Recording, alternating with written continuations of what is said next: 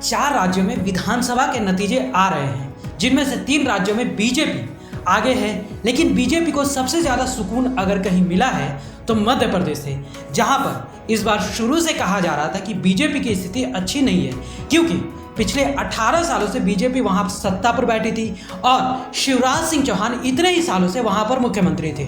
दोनों के खिलाफ, यानी बीजेपी और शिवराज सिंह दोनों के खिलाफ एंटी इनकम्बेंसी यानी सत्ता विरोध की लहर थी। और इसी को देखते हुए बीजेपी ने कई विधायकों के टिकट भी काट दिए, कई सांसदों को टिकट दिया और कई कद्दावर नेता जो केंद्र में मंत्री है उनको भी चुनावी मैदान में उतारा।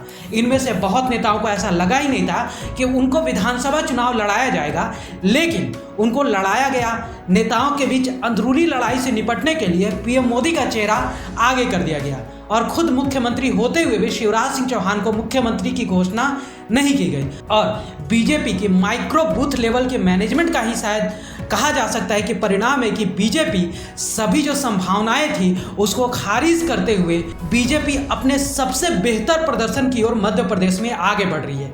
अब तक इलेक्शन कमीशन के आंकड़ों के आधार पर बीजेपी 164 सीटों पर आगे चल रही है, तो वहीं 63 सीटों पर कांग्रेस आगे चल रही है। कहा जा रहा है कि महिलाओं ने इस बार अपने मामा शिवराज सिंह चौहान पर फिर से भरोसा किया और उनके लिए जमकर मतदान किया। जमकर निकले लोग चुनाव प्रचार के दौरान शिवराज सिंह चौहान कई बार लोगों से भावुक अपील भी करते हुए नजर आए। लेकिन आज जब नतीजे आ रहे थे उस वक्त उनके चेहरे पर जीत का आत्मविश्वास साफ झलक रहा था। शिवराज सिंह चौहान, ज्योतिरादित्य सिंधिया, नरेंद्र सिंह तोमर तीनों ही इस बार मुख्यमंत्री की रेस में आगे बताए जा रहे हैं और वे एक साथ बैठकर नतीजे देखते हुए नजर आए। और इस तस्वीर ने यह भी बता दिया कि बीजेपी की जो अंदरूनी लड़ाई की बात आ रही थी वो सिर्फ मीडिया हलकों में ही थी, जबकि बीजेपी के अंदर कोई लड़ाई नहीं थी। सामूहिक नेतृत्व को लेकर वो लोग आगे चल रहे थे और पीएम मोदी के चेहरे पर भरोसा कर रहे थे।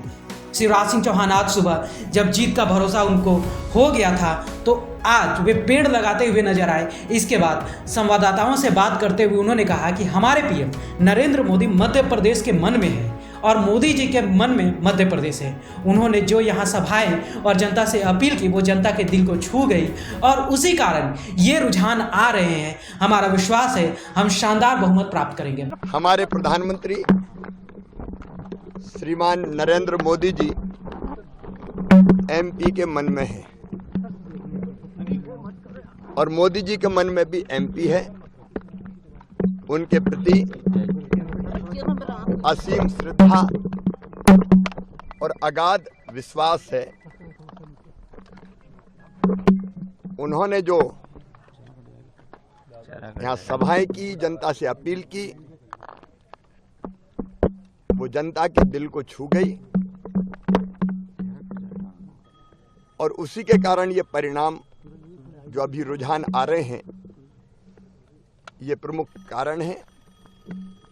डबल इंजन की सरकार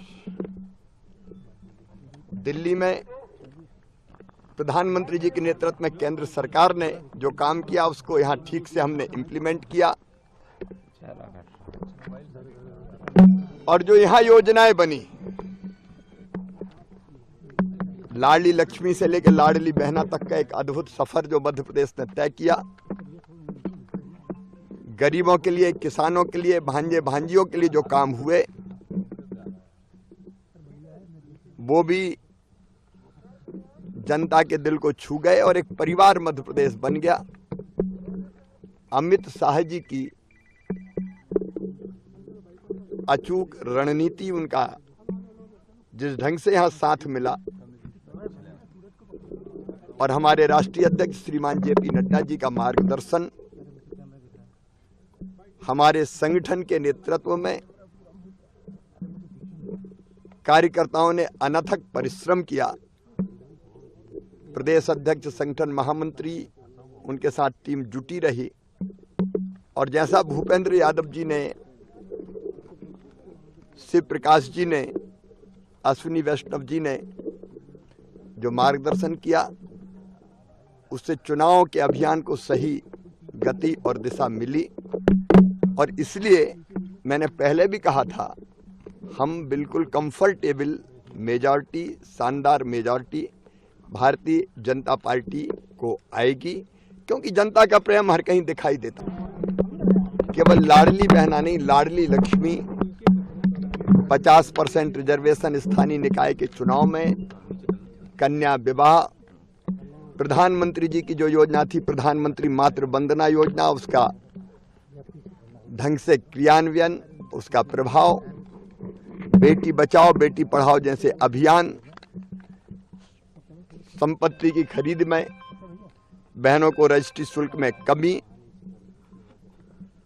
फिर 35% भर्तियां, ओवरऑल रिजर्वेशन दिया है बेटियों को, बहनों को, और फिर लाडली बहना ने जिंदगी बदली। तो बहनों के मन में एक असीम प्रेम, एक असीम विश्वास पैदा हुआ। अभी तो प्रारंभिक रुझान है, लेकिन हमारा विश्वास है कि हम शानदार बहुमत प्राप्त करेंगे। बाकी चर्चा फिर विस्तार से बाद में। ब्यूरो रिपोर्ट, सूत्रकार समाचार। हमारा यह वीडियो अच्छा लगा तो इसे लाइक करें, शेयर करें और हाँ, सब्सक्राइब